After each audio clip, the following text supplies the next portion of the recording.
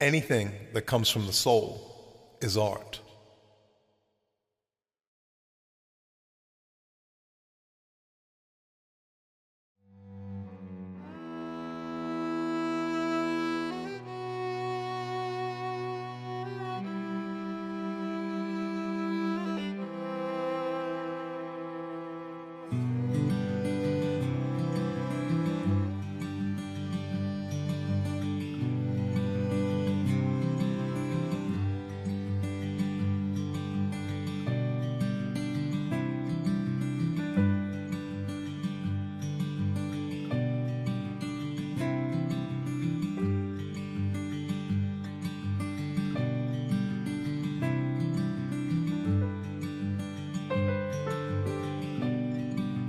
I would like art to be back in our schools.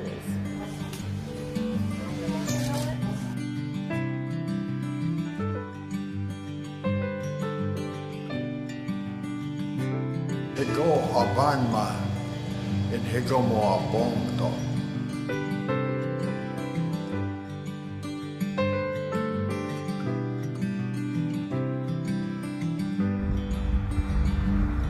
There's only 50,000 people in the entire county.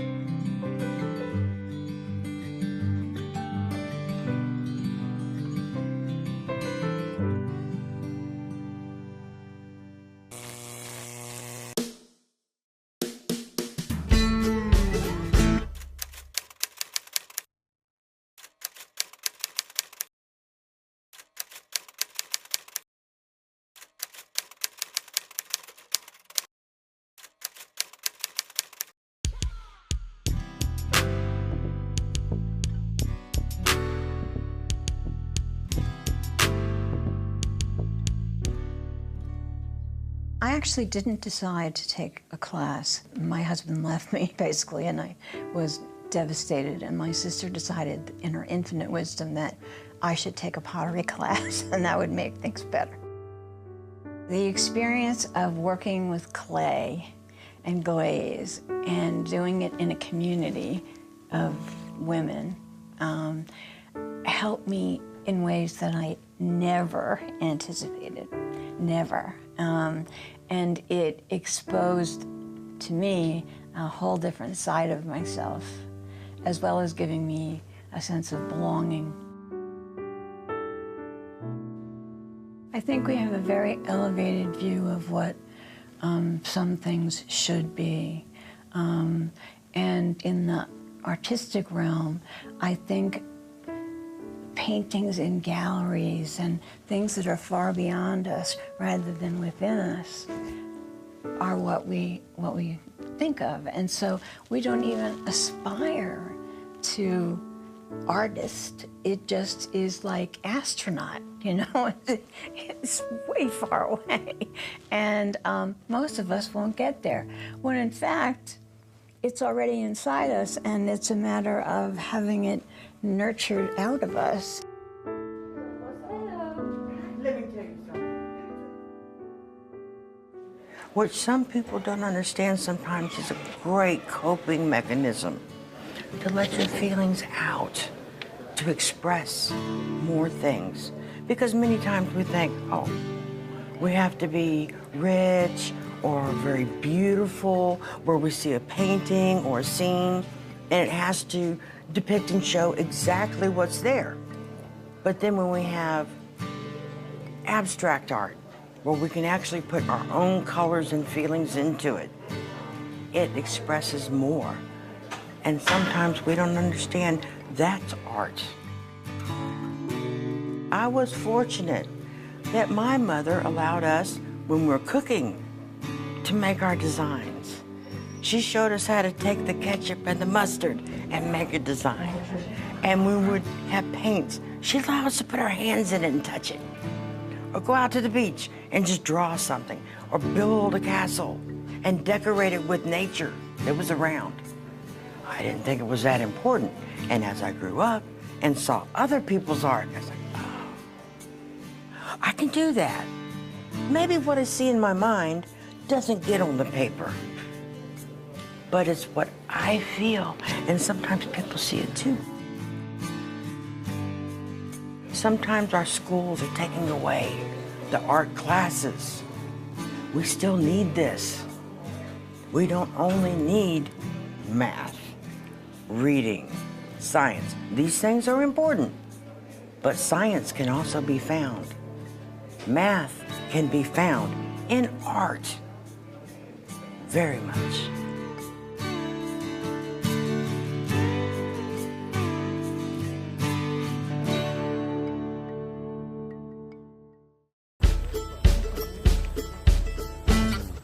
Glenstone is a post-war and contemporary art museum that really focuses on an art collection that really challenges your opinion on what art is, sort of setting the boundary of sort of surprising you with what you might see and how you might experience it. We're hoping to offer something different here at Glenstone. A lot of museums that you go into, there are crowds and there are people and they have their cell phones out and they're taking photos. And we wanted to really scale that back and create an experience where when you come here, you might feel like you're here alone. And you can spend as much time with the art as you want or as little time as you want. We are so lucky here that we get to say to artists, what do you want to do? Dream big. And we're able to give them the resources, the time, and in particular the space. We have about 300 acres that we're working with. Most museums don't have that luxury. I grew up in this area. I grew up in Alexandria, Virginia, just outside Washington. So my folks were the type of parents that were always looking for free stuff to do. We didn't have a lot of money. So they would dump us at the Smithsonian like at least twice a month. So I grew up going to those museums and really taking advantage of the programming that they offered. And I knew I wanted to work in museums at a really young age, but I didn't know exactly what I wanted to do.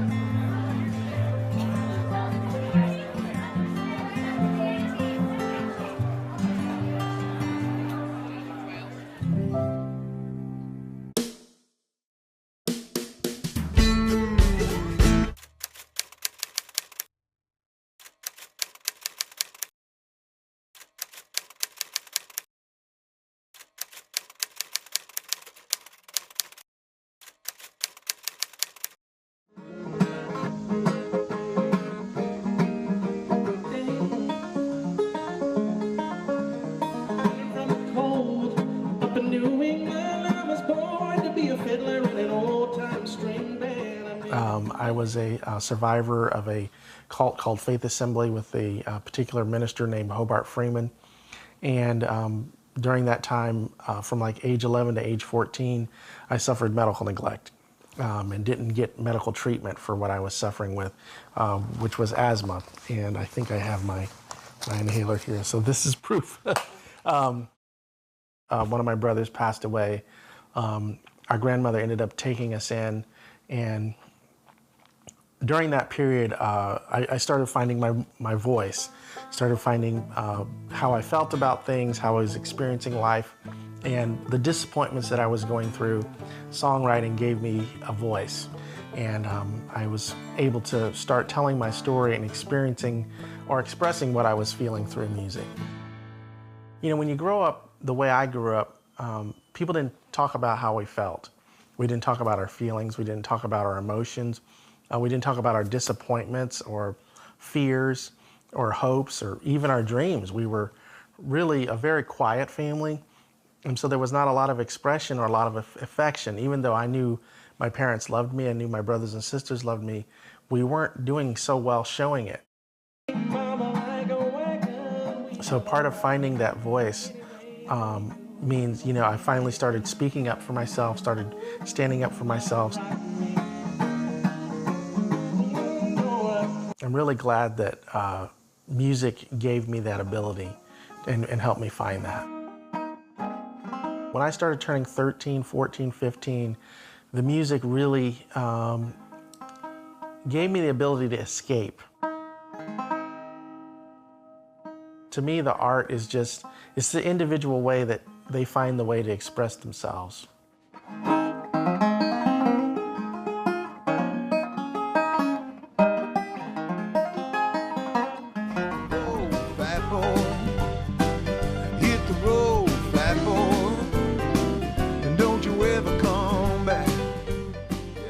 I've always been a songwriter since I'm probably 6 years old. I started writing songs. I grew up in a musical household and everybody was always playing something, and I didn't take music lessons, so I taught myself. Not knowing other songs, I just made up my own songs. So the first songs I played were like stuff I just made up. A lot of times I like to write when I first wake up in the morning before you're like fully awake. You know, you just kind of, sometimes I wake up with an idea in my head. Anything that comes from the soul is art. Music and art, it all comes from your soul. It's like any creative thing that you're creating out of nothing. There's a blank canvas, or there's no song in the room and all of a sudden there's a song in the room, or you know, art on the canvas. It's all the same, really. You're just creating something from nothing, from a place in your heart. And that's the coolest thing in the world, I think. If someone really wants to do it, you can't talk them out of it. That's the thing. It's like, and you have to want it that bad. If you want to do something in music, you can't be talked out of it, you know. And sometimes I guess maybe that's foolish. You know, there's a lot of people doing it that have no business doing it full time or whatever, and it's very hard even for pro writers these days to get people to record their songs. The music business isn't what it used to be. But I would just say go follow your heart and do, you know, you have to want to do it just for doing it anyway. It's not about making money with it, really. You got to really want to write songs, and I would do it whether or not. Hope you can see, man, I'm trying to be someone.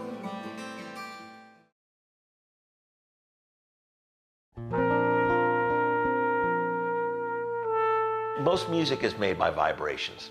So in other words, on a piano, if you're playing piano inside, there's the hammers that are hitting the strings vibrate.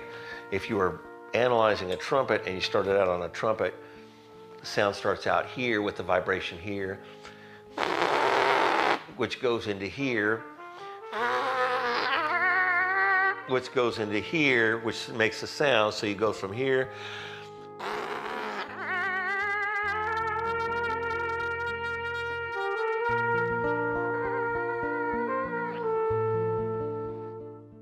And what do I do for a living is I make my living in the music business, which means that I produce festivals and work in the studios playing trumpet, which is my main instrument, and go out on the road with different artists such as Kenny Chesney or Delbert McClinton or Leonard Skinner, and go out and play shows throughout the country doing that.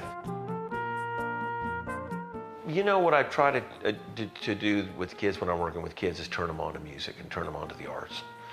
You know, I try to teach them, since I'm teaching them trumpet, I try to teach them about any kind of trumpet that they want to know, whether it be rock and roll, whether it be jazz, whether it be classical.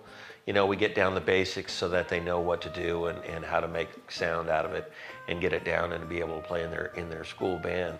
But also develop an overall love for music, because a lot of these kids aren't going to be professional musicians. You know, 99 out of 100 of them aren't going to be professional musicians, just like the kid playing basketball down the street is not going to be in the NBA, but he's still getting a lot out of it. And that's one of the things we're trying to also teach kids, is not to just become great musicians and great artists, but to become fans of music.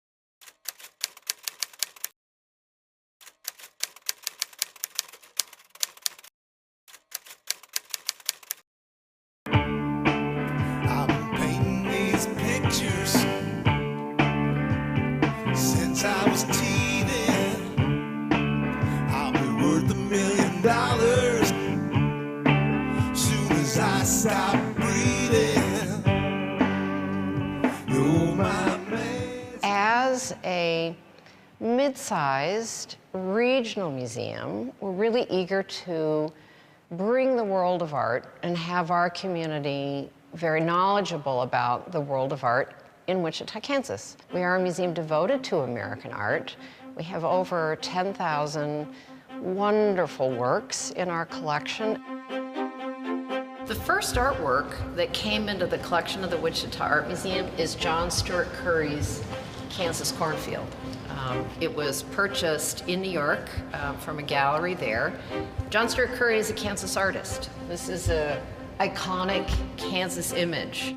I grew up in a large family that traveled all the time. I lived in Europe for 3 times before I graduated from high school. My father was an English professor, and all of that had a profound impact on me.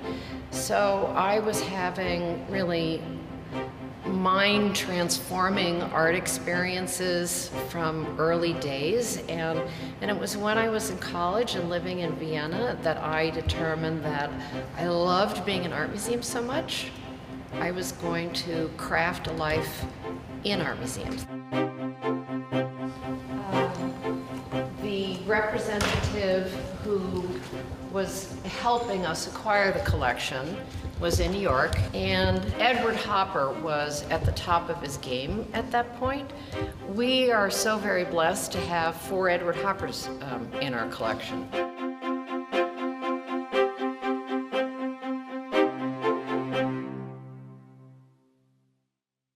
Mural is something that is painted directly onto a wall. The public function of a mural is creating a story to unite the community.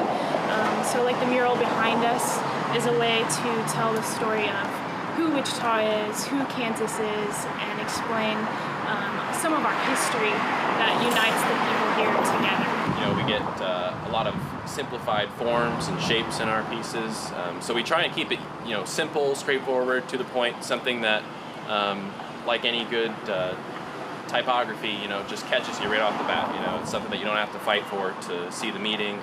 But, you know, and it could take you to deeper levels if you spent some time with it, too. I do view it as our responsibility to help those that don't have as strong of a voice in the community at large. I think, you know, there are some communities here that don't have as many opportunities, so part of our responsibility is giving voice or shining a light on some of those artists that maybe don't have as many chances. Hopefully we can bridge gaps in the community by recognizing each other's voices.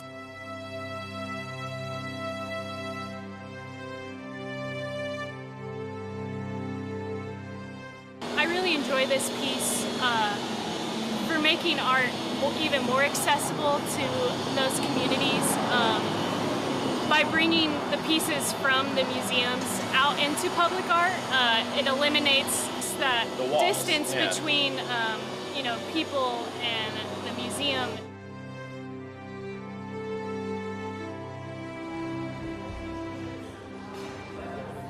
This painting is my favorite in the whole show because there's a lot of textures and movement that's happening. There's a lot of colors that are unexpected.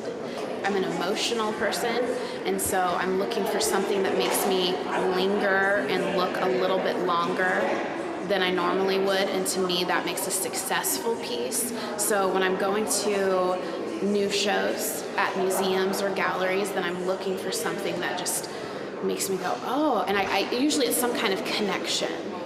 There's something personal. So with this piece, I'm an outdoors type of person. I grew up in north central Kansas, and I just love being outside, so this gives me that feeling of being by myself. I think art is such a personal thing, in that you can find beauty in so many ways, and so I think it's what makes a community unique, what makes it vibrant, and it plays a huge part in my life. So I'm thrilled to be able to live in Wichita, where we have an abundance of art offerings for everybody. Our Keeper of the Plains, which is iconic for Wichita, it's our own Statue of Liberty. To the Indians, the East is where knowledge, this days start. So the East is very spiritual. So everything relative to the Indian cultures, all of them. Teepees, mainly the teepees, never erect a teepee, it's always to the east. That's where the day starts, the sun rises, and so everything starts from the east. And this one here, we face him to the west. The day's gone. So now he's facing the west. The day's completed, he's finished his journey to the west. So anybody who is cognizant of that starts the days every day, say a prayer to the great creator. And that's a gesture that he's in right there, as a prayer gesture. And it's prayer to the great creator. I'm a 3/4 Kiowa and 1/4 Apache. And my whole life has been here in Wichita, though my parents came here when I was about 3 years old and never left. Been here. Wichita's been my home. Wichita treated the Indians quite well. There's 70 different tribes represented by 70 different flags right here. But they have one thing in common, the great creator. Anywhere you look at it, anywhere you peel that beliefs down, in the middle, there's a great creator. He's still there. He'll always be there.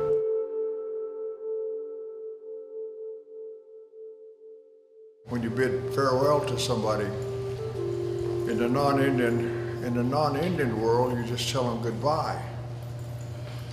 Well, in the Indian world, there's no such thing as a goodbye. You say, Hego abanma, and Hego mo abongto. It means I'm going now, and I'll see you again.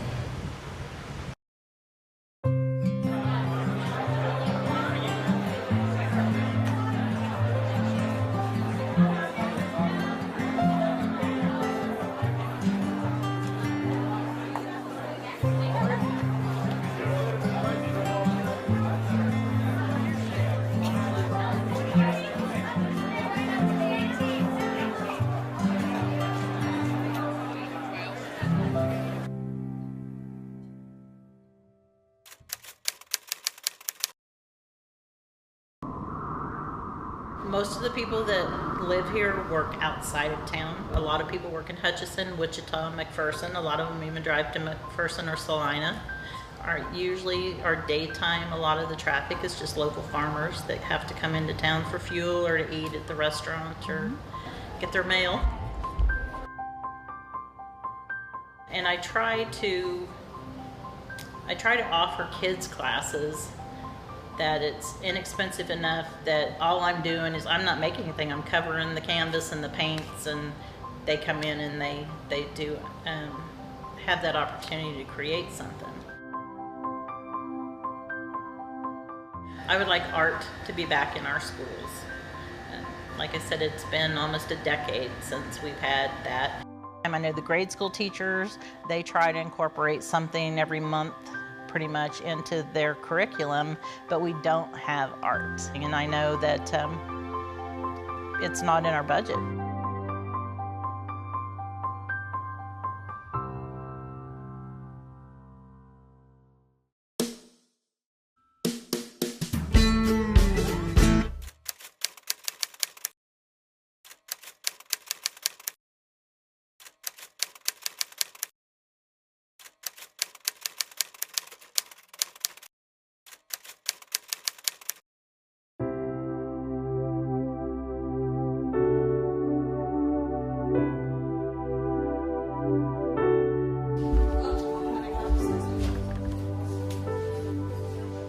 I teach art at McPherson Middle School.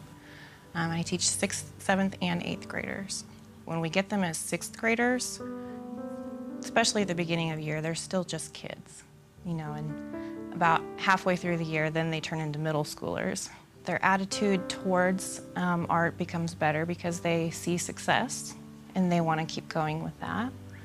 And they just find a place where they're comfortable and they can make choices of their own. I think the most important thing about learning art is that you learn to make decisions. You learn to be yourself. And I think that's a really important thing to do in school-age kids, because all day you're trying to be like your peers. You are trying to get the right answer on tests. You are trying to do things right. And I think when you come here, there's room for exploring what you want and what's right for you instead of what's right for everyone else. I think that success in art is hard to measure, and it's hard to sell that as success. Budgets get tight. It's just one of those things that is an extra.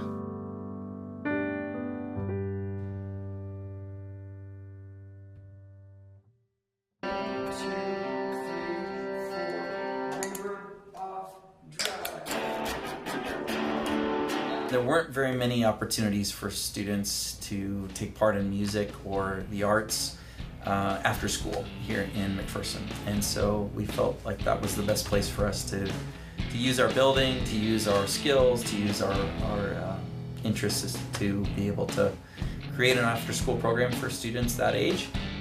But we wanted to create a space where they could be in a safe environment to continue to grow in a particular skill that they wanted to work. Is the arts is you're kind of sharing a part of yourself. When you put yourself out there, it's a risk that you're kind of exposing yourself. I know that for anybody who does performance art, you're kind of putting yourself out there in a vulnerable situation. I'm Sean Yates. I'm 14. I'm a freshman in high school, and I like music and arts and stuff. So I feel like I'm lost in music. I love it. I mean, it's just great. It's a great escape for me from just normal life and stuff. Staying up till like sometimes 1 in the morning doing homework and stuff. I feel like I can get overworked and depressed and feel like I can't do it, but I pick up a guitar and I immediately forget all my worries and stuff.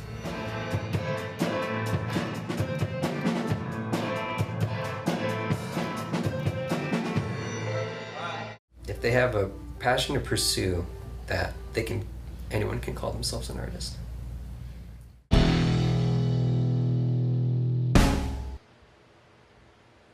Well, I technically am a professor, but it's a lot more fun than it sounds. I teach sheet metal and I teach the history of automotive design. Well, they learn all the different processes that a person needs to restore an antique automobile. So that would involve all the different mechanical processes, as well as things like paint and soft trim and sheet metal shaping and woodworking. It's a very comprehensive program. I think of it as a compulsion for us who do this kind of work, and that could be because you want to fix something or heal something. We're looking at these objects as these really important artifacts, and it's very satisfying to be able to basically heal this object. But there's also creativity involved. If you're the one sewing the seat or shaping the metal, it's definitely like traditional art in that sense, where there's a lot of craftsmanship involved. The art comes from the drive of the people doing the work. It's like a tribute to the craftsmanship of the people who made it the first time. With the cars that were handmade cars, you're basically walking in their footsteps, recreating, like with the rolls, the exact same processes, using the same tools that they did to make this thing beautiful.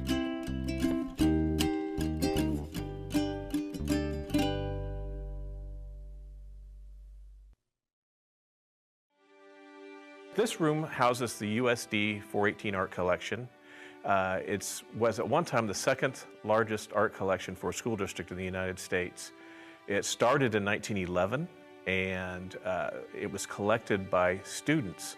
They would save their pennies and nickels and dimes and would buy art for the school district. And there was a gentleman here in town named Carl Smalley, who actually worked for his father's seed company. And even though he was supposed to be working selling seeds for his father. He really was a patron of the arts. And so he talked his father into letting him have a small corner of the seed store. And Carl put some prints and some books and some little pieces of pottery and so forth, and started selling art from his father's seed store. Eventually this grew into his own store, and at one time it was said that McPherson had more art per capita than New York or Los Angeles.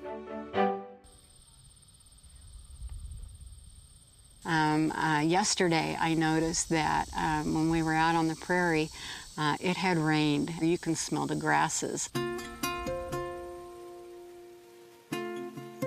Maxwell Wildlife Refuge is a home for a very large bison herd, and those two are our main attraction of the refuge. Sits on 2,800 acres of native prairie. There's art in just about everything. There's seed pods on our plants out here. The close-ups, you can't maybe tell that it's a seed pod off of a piece of grass. But it's beautiful.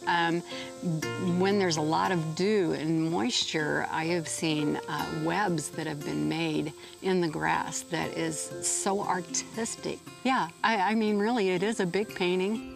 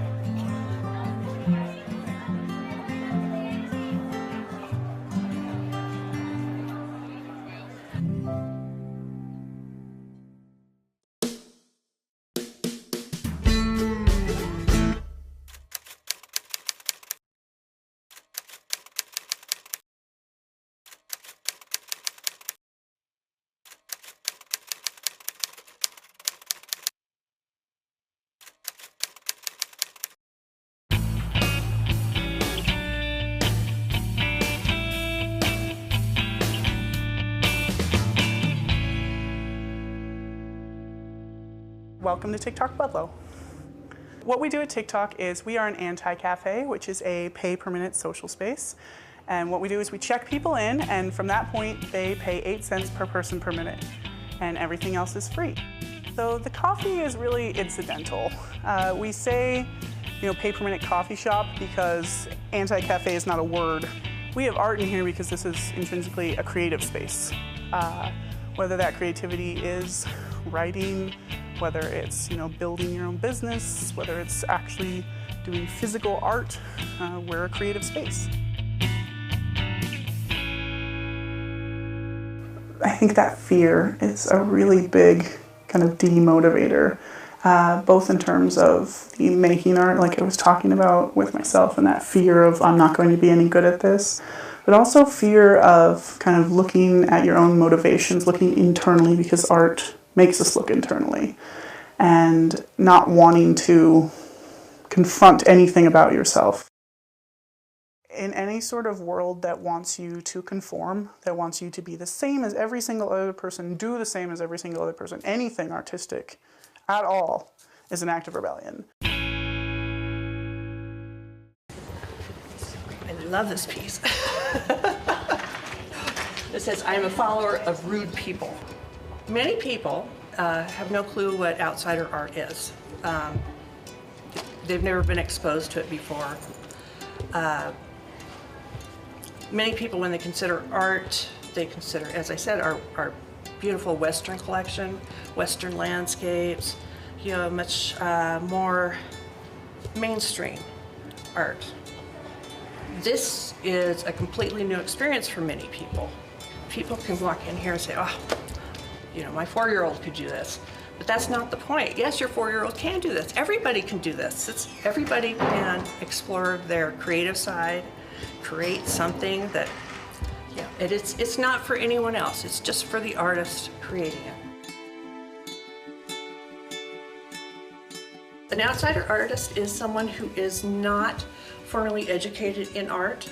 And it's more of a passion. It's something they need to do. It's something that they are compelled to create. It's something within themselves. I think all art has its place. It does. I mean, it's all expression. It's all creating.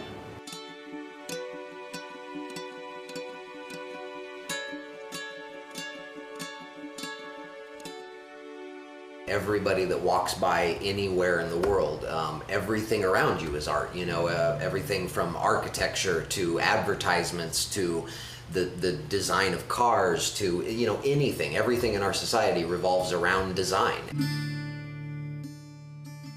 I'm a silkscreen poster artist. I'm a pretty focal person, so you know, for instance, when I was playing in the band, that was my focus. I really didn't do anything else outside of that until I kind of got into the artwork side.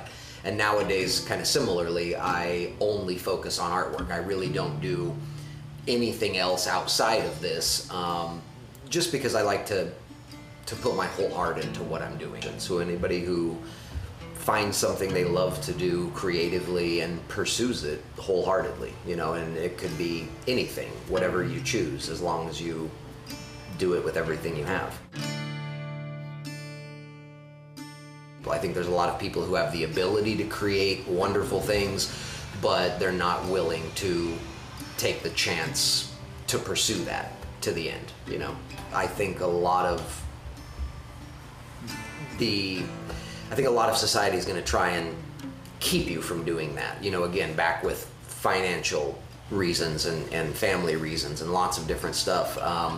So yeah, I think it's very against creatives, but at the same time, I think it's important for creatives to dig their own hole and make their own place, not to be deterred by any exterior circumstance. I think art is the most integral part of life.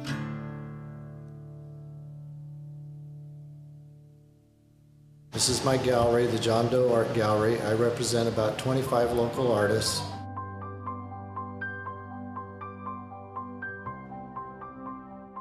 I try to tell artists it's not so much talent that's important, but perseverance. You know, the more stubborn you are about it, the more successful you may be. You know, sometimes it's a struggle for all artists, but it's quite rewarding too. You know, I can't imagine not having art on my walls or in my life. You know, I think people that don't have it are really missing out on something, but they don't know they're missing out.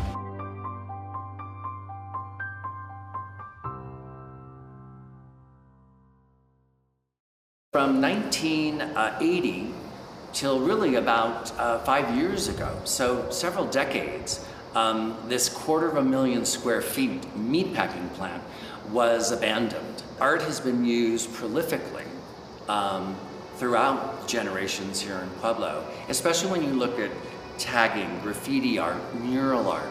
You look at large self-expression works. The Pueblo Levee is in the Guinness World Record book as the longest continuous mural in the world. So we have this tradition of self-expression in a lot of different formats. So Water Tower Place is iconic in a lot of different ways. One, it's imposing because it is 250,000 square feet adjacent to I-25 to the interstate here, with 2 million bricks in a very gorgeous kind of mid-century modern design. And the water towers are iconic because you can see them from the north, from the south, from the east, and from the west. But it's iconic in the sense that we have this actual physical, you know, meatpacking plant that represents one of the great industries that brought, you know, fortune to this community. But now, because of its design, it's iconic in the sense that it allows us to be really thoughtful in the way that we create very meaningful spaces for artists, for creatives, for makers to actually do what it is that they do best.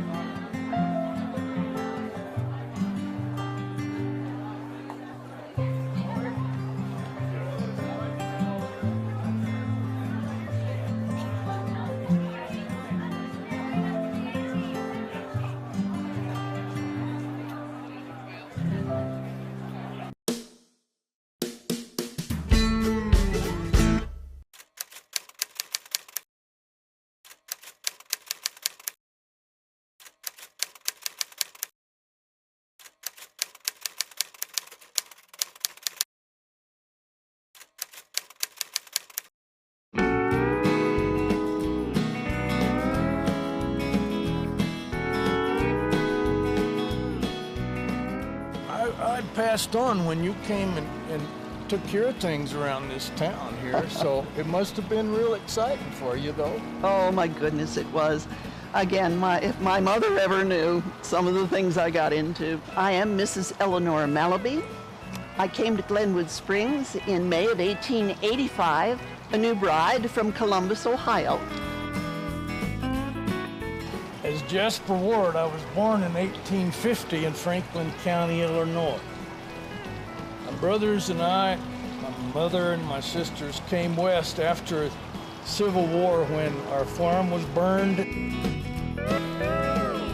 This specific character, Mrs. Eleanor Malaby, is fourth generation. Her great-granddaughter happened to have her handwritten, Eleanor's handwritten memories. Got to meet her great-granddaughter, and she could hand me down the oral history of her family to know who this woman was. People don't have the whole story.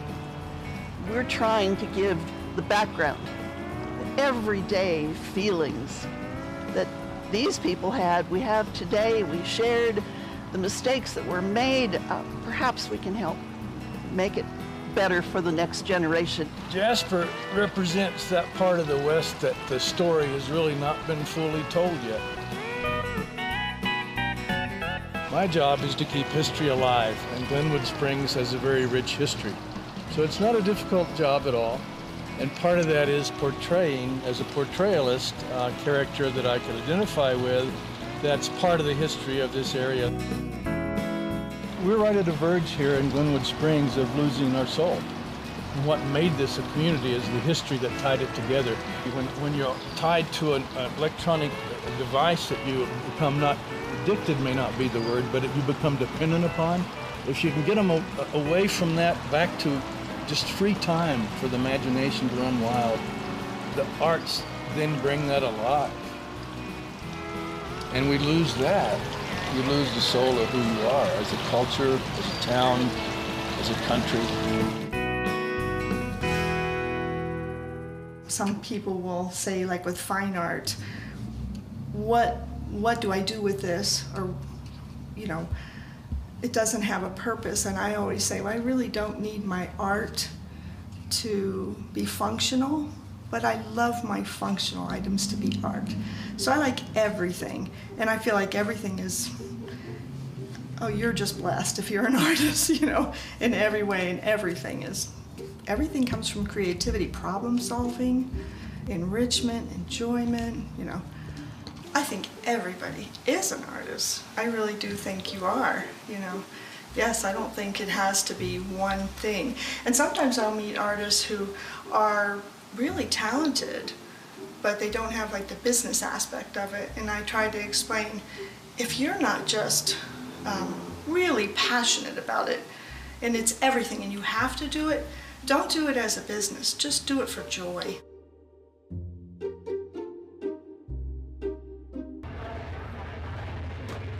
We specialize in making these barrel-aged sour beers, and so that is really my favorite, one of the only forms of art expression that I do is the blending aspect. So the best part of my job is when we're able to start tasting barrels and seeing what flavors we get and what happens when we add those 2 or 3 or 4 barrels together. So that the idea of the blending process is that 1 + 1 = 3. We're trying to create a blend that's greater than the sum of its parts. You could compare the blending process of what we do to make these beers with painting. So we try to create as many different flavors as we can, kind of the same way that a painter might want to have a lot of different colors to use what they're trying to do. So that's kind of how we describe it, is we want to have tons of different flavors in the barrels so that we're not limited by what we can achieve with that blending process. Similar to, I would assume, how a painter wants to have as many different colors as they can get to make what they're trying to do. What is an artist for me? I'm somebody that works with their hands, somebody that creates something that the average, from ingredients that the average person wouldn't be able to make something to that level of skill. It's easy to not, if you don't understand something, to have a negative view of it, but the more you begin to understand a product or a process, the more you'll be able to see that there is definitely a lot of art that goes into what we do here.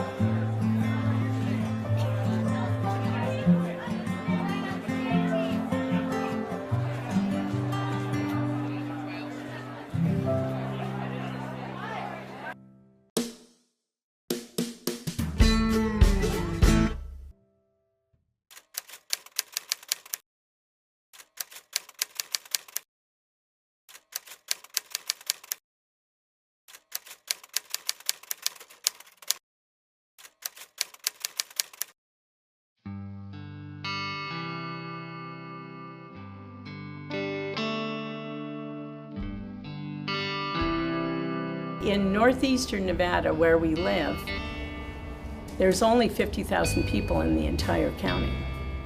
The towns are far spread apart. Many people think 50 miles outside of the Great Basin is an overnight trip. But 50 miles in northeastern Nevada is what you do with a 6-year-old kindergartner to go one way in a school bus to go to school 5 days a week.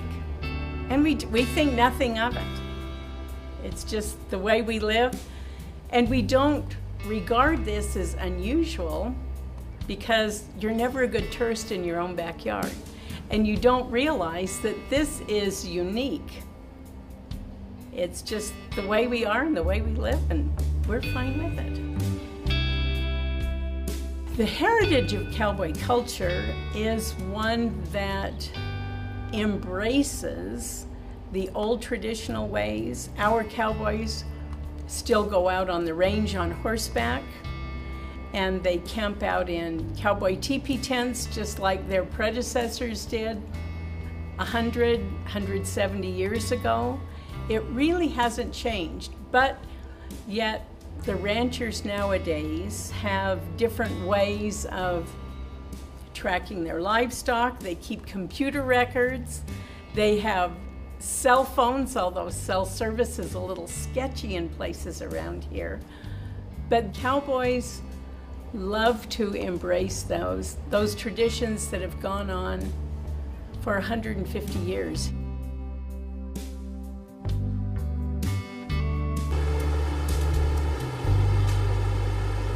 Para comenzar a hacer la montura, tengo que cortar lo que es un pedazo de lámina primero para ponerla aquí por debajo.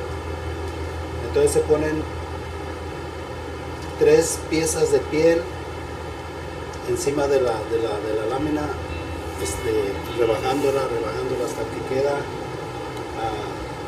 bien para que no le moleste a la persona que va a montar.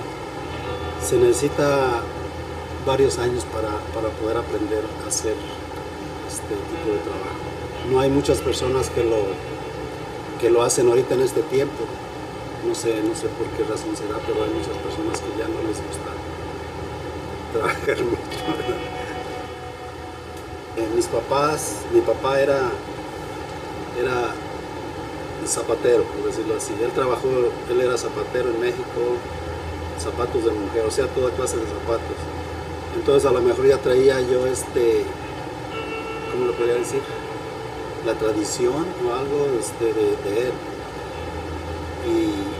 Y pues ya empezamos, inclusive todos mis hermanos trabajamos en piel. Tengo varios hermanos en Guadalajara y ellos también hacen monturas y toda clase de trabajos en piel. La parte del arte, vamos a decir que es todo lo del trabajo, pero el arte, yo pienso que es el hacer todo este diseño de flores. Algunos montureros las hacen diferentes, ¿verdad? Yo pienso que el hacer el diseño de las flores y trabajarlas, yo creo que ese es el arte. I am a first-generation Basque American. So the Basque people, in the time of the war back in Spain and France actually, were very repressed. And that repression led to a lot of families having to immigrate to other countries for survival, really. And so Nevada became a hub of many of the Basques because they came here as sheep herders. And so that immigration started in the 30s and really became even more prominent in the 60s, the early 60s. The things that we are trying to preserve most are dance, the tree carvings. So if you go to any of the mountain areas in northeastern Nevada, you'll see these tree carvings. And the tree carvings can be anything from how they felt about politics at the time to like their love for their homeland and them missing their families back home that they left to what life was like out in the open. My mom didn't know English when she went to school, and my dad never went to school in America, but their goal was that we knew English. And so it's very typical, you know, the Basque language was almost lost because of this story right here. They so wanted their children to be able to integrate into American culture.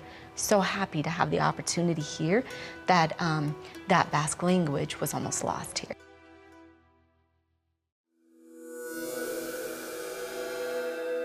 I like mechanisms. I like seeing the way things move and the way they work, and I always have.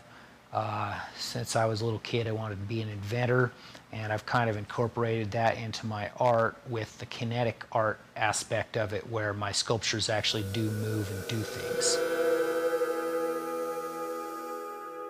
I'm inspired a lot by the mechanics of machinery and the mechanics of nature and how we can put those together to make weird mechanical robot animals and whatnot.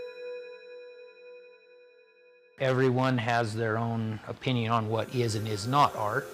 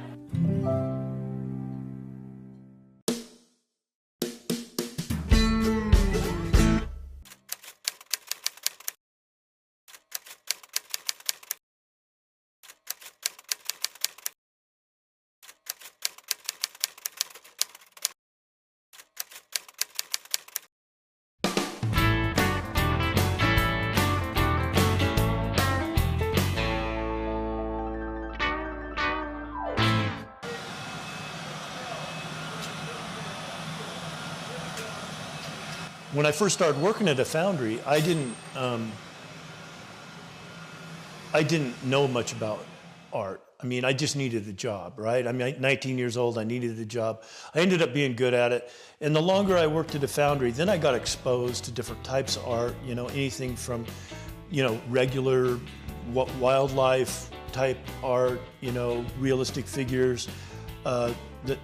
The second foundry I worked at did more contemporary work, and that was my first exposure to contemporary artwork, which is quite different. And it took me a little while to understand it more, talk with the artist, ask them questions, and it was a real learning experience.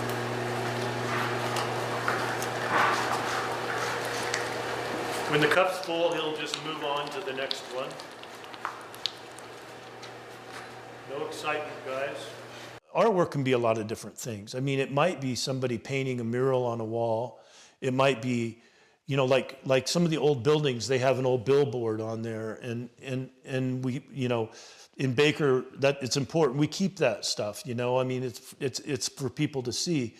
You know, I know that it comes at an expense, and so you have to weigh, you know, is the expense of the art worth the return? And so what's the return?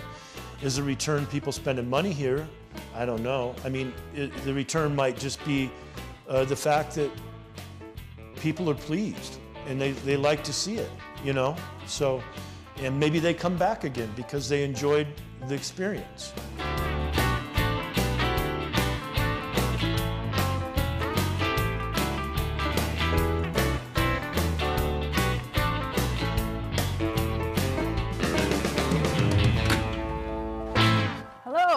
Welcome to Churchill School. Yeah, come on in. We saw a big sort of shift in the community into believing that arts had a place in a rural economy. We had seen an artist that was in the Catskills that had an old elementary school as his home and his studio, and we thought that would be a really cool thing for a place like Baker. So, I mean, we're really not motivated by making a lot of money, but we're motivated to make sure that we pay our bills here. So we're trying to make sure that, you know, that happens. But we are always super excited to have artists producing artwork here. My background is in the fashion industry. So I did hair and makeup. Well, first started out as owning a couple salons in Chicago, and then moved to New York, and I did hair and makeup for pretty much every magazine. So when living in Chicago, I used to produce and direct a live music show that was part of cable access. We have artists in virtually every space. When you're able to do something that's a creative outlet, it helps you deal with whatever issues you might be having internally. The arts sometimes give you the opportunity, when you're not feeling good, to express yourself in a way that's constructive versus destructive, and be able to provide spaces and be in a place where creativity is sort of championed and celebrated. Like, that's an important thing.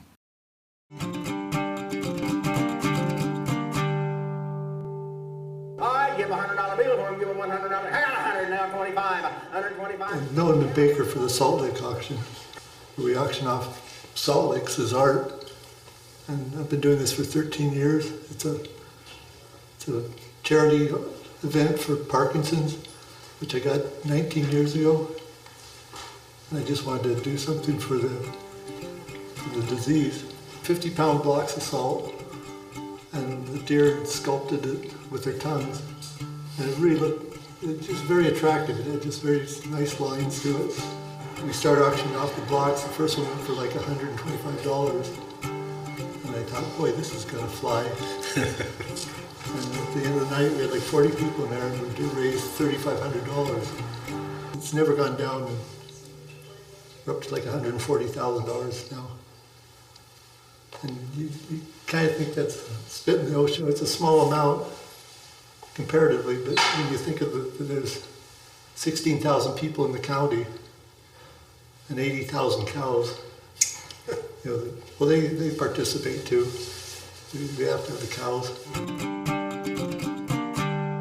Contemporary art, it does test the limits for some people's tolerances. I mean, as Whit was saying, the two pieces of metal, you know, kind of a minimalist piece, you know, people wonder why that would be considered art. I think that there are kind of two different levels. I think that there's a kind of an intellectual level, and there's almost a body response to forms.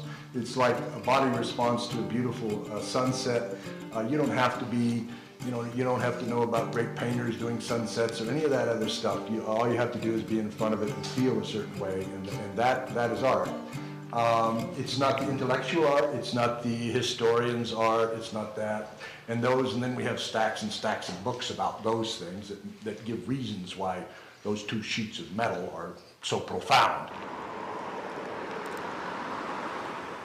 And Baker City actually here has turned the corner into a very artistic town, very art center. It's amazing to me how much energy is in town for the arts now. And when I was a kid and lived here and went to school here, it wasn't so. You know, there was a certain style. You did the mountain to look like the mountain, and you didn't mess with it. And if you did, you're doing something wrong.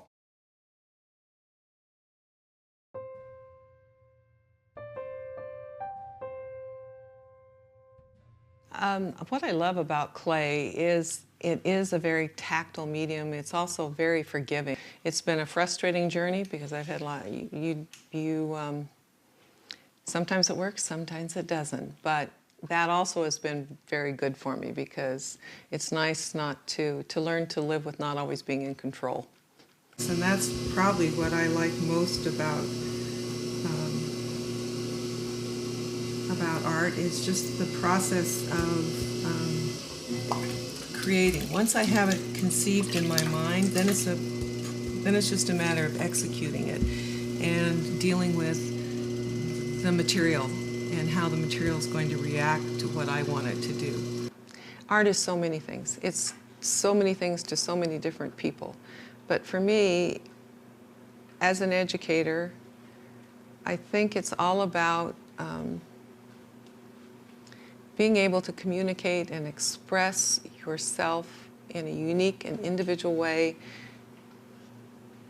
with no right or wrong answers. You get to art measures what, I think it measures our culture. It determines, it communicates to those around us, and it does so, and lots of times there are things that we know that we can communicate with art, but we can't express it verbally, but we can express it in music, we can express it in theater, we can express it visually, and that's what art is. I don't think art will ever go away. I think we need it as a culture. I think we need it as individual people.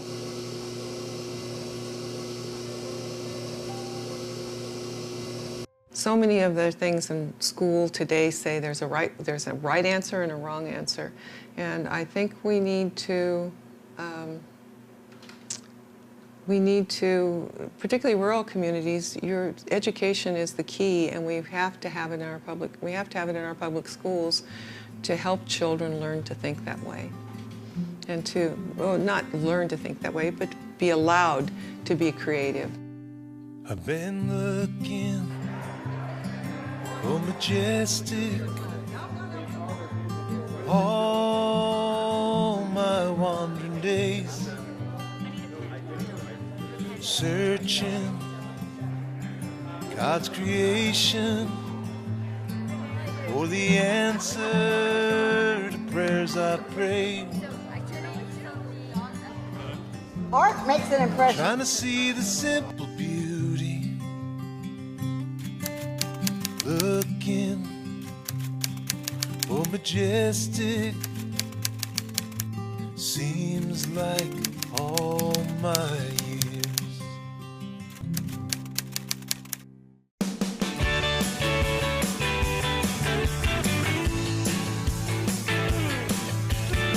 I always say that arts is a way you package a city. It's the way that you bring personality. It's the way that you bring passion. So this council has been incredibly supportive of making sure that we are really infusing art in the city of Reno. And I think that was something that was missed for a very long time, whether it's planning infrastructure within streets, right, or within buildings. And so we always like to, as a council, ask those developers, where do you see arts and culture fitting into this project? And so we start to educate them why arts and culture are so important, not only for economic development, but for bringing a community together. If you can imagine a building that has no personality, no arts and culture embedded in it, it doesn't really take on any life of its own. And it really sort of, I say, it doesn't have a soul. So we want to bring sort of the soul and personality and passion into those projects, and we believe that that comes through art. I think more than ever, public art is critical. Remember, it brings communities together. There's many times I can walk outside to the Believe sign or to the Whale, and there'll be people gathered around it, taking pictures, talking about it, and I think that is important when it comes to public art. And it's something that you can give back to your entire community if you plan it correctly. And that's another thing that I love about art politically. We don't see it becoming a Democratic or Republican issue. We see it, something that we can all come together on and support one another on. And so I think art also plays a very big role politically. I had been here for about 10 or 12 years with a business, and I noticed that there was starting to be an influx of new young professionals coming over from California with the higher taxes, and we've got Tesla and Switch and Google. And I could see that there was a rebirth coming, and I decided I wanted to participate. Art is, gives people a new way to look at their downtown. The area that we're in was a very difficult area with a lot of problems. And so people kind of looked at the western half of downtown Reno as an area they didn't want to visit, they didn't want to have anything to do with. It was a doormat, so to speak, and art enlivens the soul, and it gets people excited and interested and activated, and all the above is what it's helping to bring to downtown Reno. You know, when we started putting art up on 4th Street, when this art came about, people were looking at it. They didn't understand what I was doing, you know. But within a couple of days, selfies are coming out, and people, they're making that art part of their life. They're interacting with that art, and art enlivens the soul, and folks are enjoying it. Well, it's going to be a 30-year overnight success story. You know, it's not going to happen overnight, but we did this in Cleveland as well, and so we think it gives people a chance to look at their life and their community a little differently, a little more uplifting.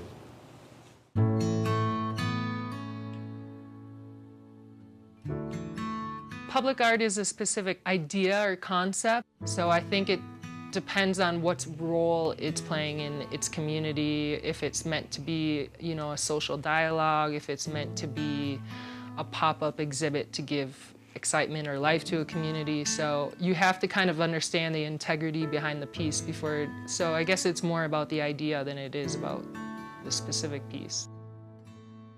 With my own personal public art, I wanted to share my voice and also share that I wanted to be a part of the community and share, you know, that expression or that joy that art can give. I think it's very inspiring to see a community, and not just the arts community, but to see the community, you know, the neighborhoods be so acceptance of a little bit more color or a little bit more dialogue through the visual aspect. I do think that murals, sometimes it's this, I don't know, it's like a fine line, like what is it exactly? Is it a commissioned billboard, or is it a tag where an artist is expressing maybe a political or social view, which is where murals kind of started from. I was born in Philippines, and I grew up in Stockton, but now I've been here in Reno for about 25 years. There's no employment where I came from. Came in when it was around 1990s. We need more artists, and we need to try to give them more benefits, because I know art is not really a month-to-month income, but we need to encourage the young generation to express through art. And you can make money of it, but I know it might take a while.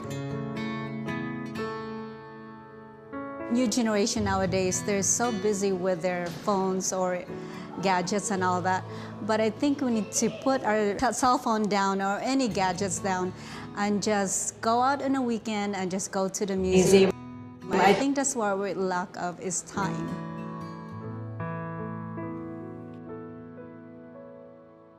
When I started when I was 8, I had a Paiute buckskin dress that was handed down, made by my great-grandmother. So buckskin is the hide of a deer. And at the time, I thought I was the most boringest thing. There's no shiny on there. The beads were like basic colors, red, green, no shine.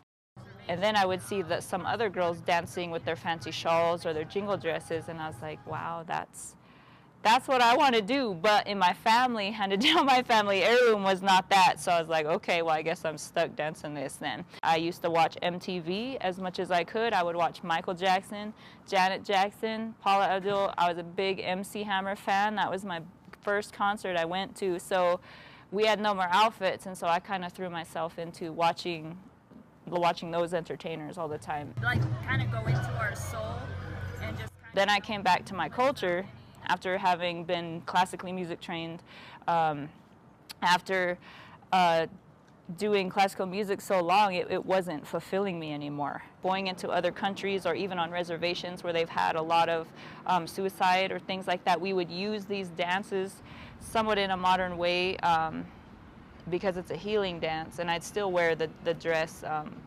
whether it's plain or really just decorative. The purpose behind the dance is for healing at that moment.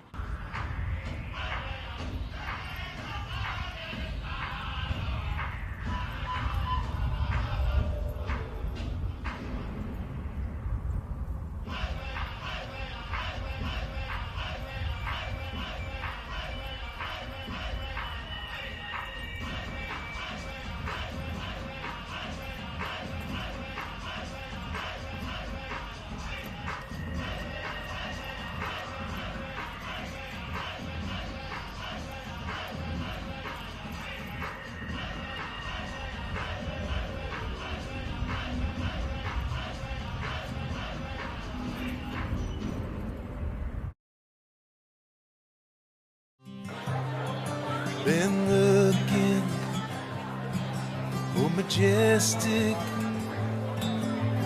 rose among the thorns,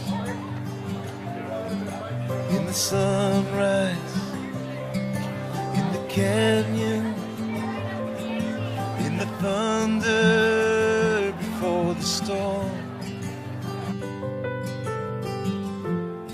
in the cathedral of a mountain ridge,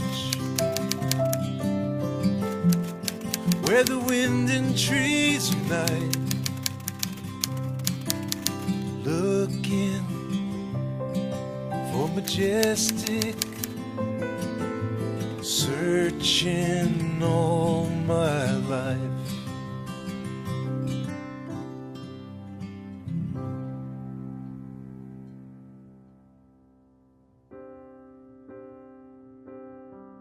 Love was part of the first show that the Bois Foundation arranged for us. There were 80 weddings that occurred in the letters of love. Artists are a unique group of people on the planet. 99% are wonderful, decent, intelligent, very capable, and very progressive in their thinking. The most important quality of art is to please our species, and whatever does that is good art. If it's dancing, if it's writing, it's whatever. Those forms are most successful when many people enjoy them. And the famous artists and the non-famous artists are equally skilled, in my opinion. Well, we've been having a sculpture garden for 23 years, and we mostly have local artists. Some are from a little bit further away, and most of them are local artists that I got to meet and invite to show in our garden. I believe artwork is something that should be interacted with. When we're children, we're raised to sort of stand back from art and look at it in a museum, and we're not really encouraged to really interact with art, and it gives them a different idea of what art means to them. It's not something that's removed from you, but it's a part of you, and I think that that's really the essence of what art is here in the Sculpture Grove and hopefully in other places around the world. Food is an art form. Obviously, taste is another sense that you want to, is important. And more, food is more than taste. It's appearance and smell. All of those things go to make food obviously an art form, for sure.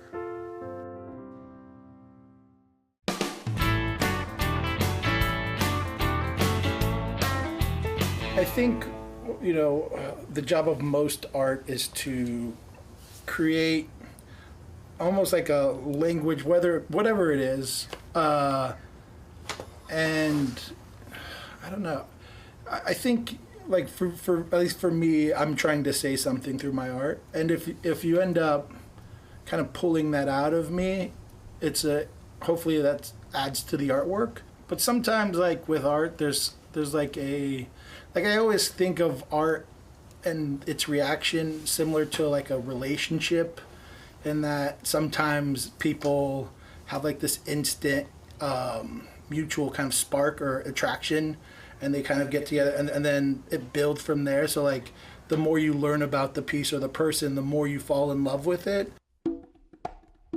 Art just always kind of held my interest. I ended up moving a lot as a child. Like I was born in Miami, then moved to Canada, then we were in Oklahoma, then Nicaragua, then here. And so just moving around a lot, I always had art to just kind of hold my interest, instead of like, it was just something that I always kind of felt safe with and at home with. I think there's an easy like mental exercise you could play where you just say, how would the world look if you eliminated artists? It's hard to explain why the world would need art, but if you think about how it would look when you remove it, I think that's an easier argument to kind of convince people of how important it is. Well, I started out in LA as a very traditional black and white photographer, and for decades loved working in a darkroom, and only fairly recently made the transition to digital. So definitely there's a lot of emotion in my work. I bring my own intention to the work, but I also know that any viewer, any visitor is going to bring their own baggage with them, their own perspective, their own emotions. So I leave it open to the viewer. Some people would say no, but I know some of my work has been social issue oriented, and I absolutely believe that it can be art and it can have political statements, but I also always want to leave room for people to bring, the viewer to bring what they want to bring to it.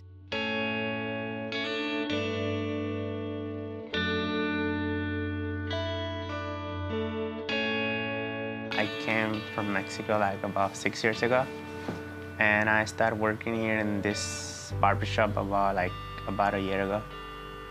When I started going to college, I wanted to become like an artist, like an animator artist, doing more like stories and drawings at the same time, like making books, because I like to write too. Barber actually like changed my mind totally. Now my dream is like as a barber, as an artist barber. Most of the barbers nowadays is just like, they just want to like cut hair and get money. But this, for me, is more like a passion. I do it because I like it.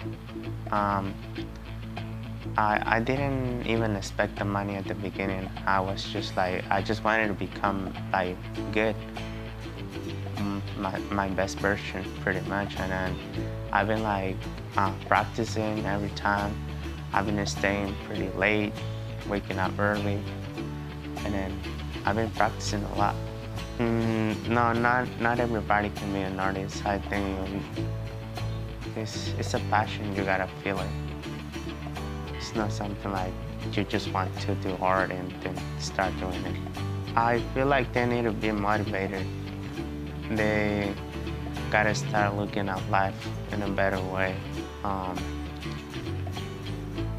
You actually can become an artist if you really like compromise yourself and like putting time on it.